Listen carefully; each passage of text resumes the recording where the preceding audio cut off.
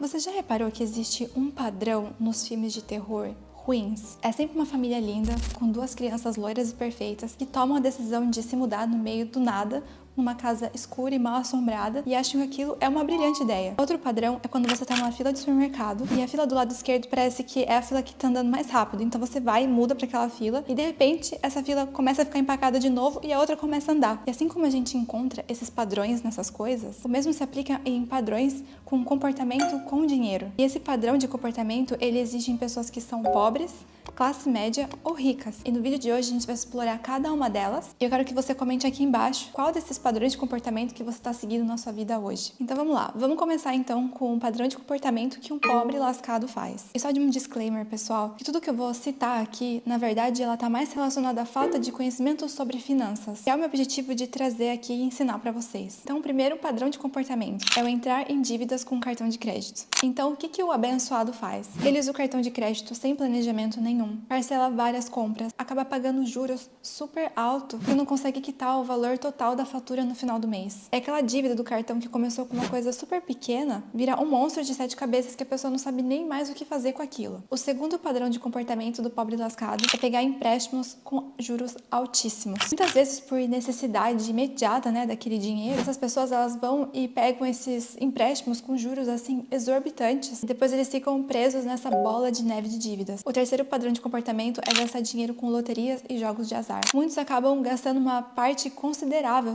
do orçamento em bilhetes de loteria, raspadinha ou até apostas, bets, acreditando que vão conseguir mudar a vida por sorte, ao invés de focar em como melhorar a vida financeira de uma forma mais prática. E isso, gente, é uma coisa que realmente assim tá virando caso de saúde pública. Tem pessoas que estão deixando de fazer compras no supermercado para jogar no tigrinho. As pessoas mais jovens estão deixando de entrar nas faculdades na esperança de ficar rico com esses jogos. E o mais triste de tudo isso é que são as classes mais baixas que são as mais impactadas por isso. E acabam sendo as pessoas que são mais lesadas por essas bets. É uma situação assim realmente muito preocupante. Não caiam nessa cilada. O quarto padrão de comportamento é financiar a compra de alguma coisa muito grande sem ter as reais condições de arcar com aquela dívida. Eles vão atrás de financiar uma moto, um carro ou até uma casa, sem considerar se vão conseguir realmente pagar ao longo prazo. Às vezes as pessoas não conseguem nem pagar o básico, mas acabam sendo meio que seduzidos, por tantas ofertas que existem por aí. E a gente acaba vendo situações assim muito tristes de pessoas que, por exemplo, não conseguem pagar uma parcela do financiamento de uma casa e acabam perdendo o imóvel. Tem pessoas que já pagaram 10 anos de financiamento e aí essa pessoa fica 3 meses sem pagar porque não conseguiu, não tem uma reserva de emergência,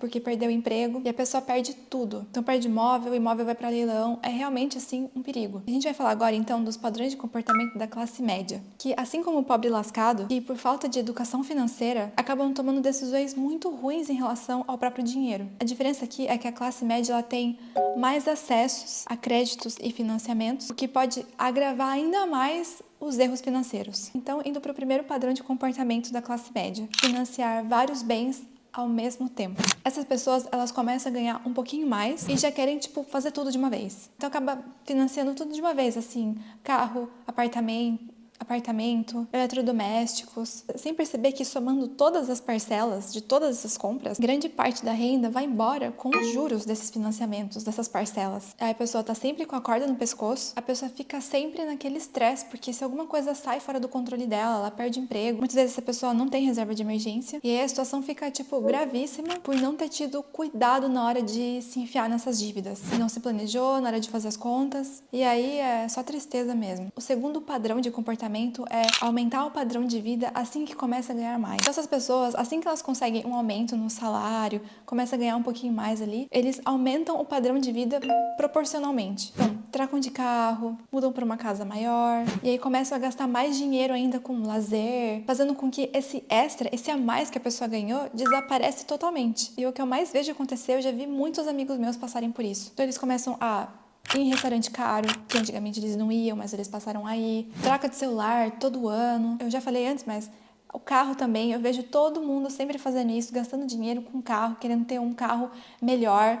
Agora eu já sou, gerente, agora eu tenho que ter um carro de gerente. Agora eu tô ganhando mais, eu não posso chegar no trabalho de busão. Enfim, a pessoa fica ali presa naquela corrida dos ratos. O terceiro padrão da classe média é fazer grandes viagens parceladas e ficar pagando aquilo por anos. Então essas pessoas, mesmo sem condições financeiras estáveis, elas vão para alguns lugares que são super caros e tem gente que parcela essa viagem em 12, 24 vezes. Muitas vezes essas viagens têm um certo juros, né, para você estar parcelando em tantas vezes, e o que acaba virando uma dívida de uma coisa longa que te acompanha por muitos meses. Um caso muito engraçado que aconteceu comigo, que eu tava lembrando esses dias, quando eu morava em São Paulo, né, eu dividi apartamento com mais umas outras meninas, e essas meninas, elas eram muito bem sucedidas. E por um lado era engraçado porque elas tinham a noção de economizar e se controlar nos gastos. Afinal, a gente dividiu o apartamento justamente por isso, porque assim ficava mais barato para todo mundo, tanto no aluguel quanto nas despesas na casa. Só que ao mesmo tempo que elas tinham essa noção, elas gastavam dinheiro com umas outras coisas assim absurdas.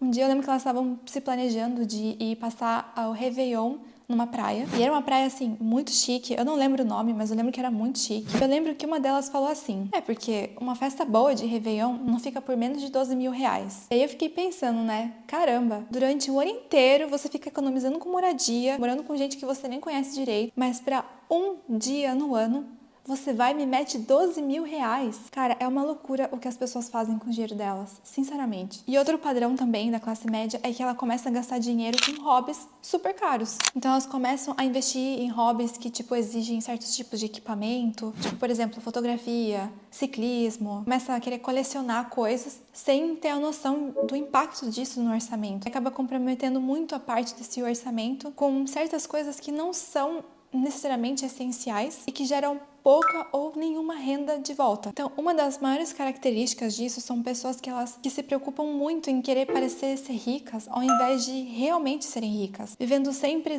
degraus acima, gastando muito mais do que ganham. Tudo isso para bancar um status falso para os amigos e para os familiares. Indo agora para o padrão de comportamento das pessoas que são ricas.